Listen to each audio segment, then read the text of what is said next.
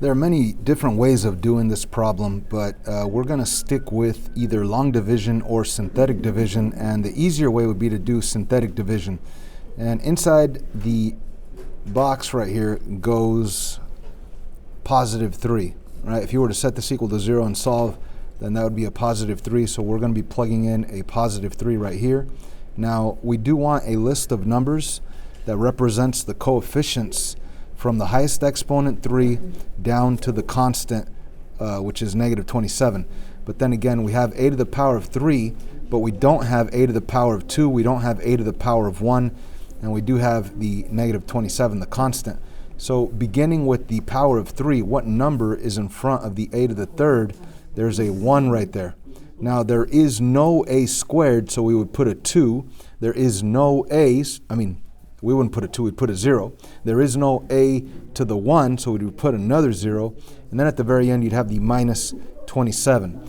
If this is not clear to you, please rewrite it as a to the third plus 0 a squared plus 0a minus 27. And then you'll see the numbers 1 right here in front of a to the third, 0 in front of a squared, 0 in front of a, and minus 27 at the end. 1, 0, 0, minus 27 at the end. Long division. As you go down, you combine 1 plus nothing. There's no number here. 1 plus nothing is 1. As you go up, multiply. 3 times 1 is 3. As you go down, combine. 0 plus 3 is 3. As you go up, multiply. 3 times 3 is 9. As you go down, combine. 0 plus 9 is 9. As you go up, multiply. 3 times 9 is 27. As you go down, combine. Negative 27 and positive 27. The remainder is 0. So that's why we have a line right here. This is the remainder. If we want the actual answers, we got to think this 1. How are we going to get 1 what? Well, we have a to the third divided by a. A to the third divided by a is a squared. So we should have a 1a squared right here. It's already a 1. All we need is an a squared. So let's write it out. 1a squared. And then we have the plus 3, because there's a 3 right here. Positive 3 plus 3.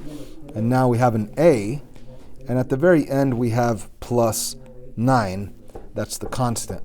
You see, once you do a to the third divided by a, and you know that this first 1 is with an a squared, from there you just take the power of 2 and then drop it by 1, which is a power of 1, and then that would mean that the last one's just the number. So this is your answer.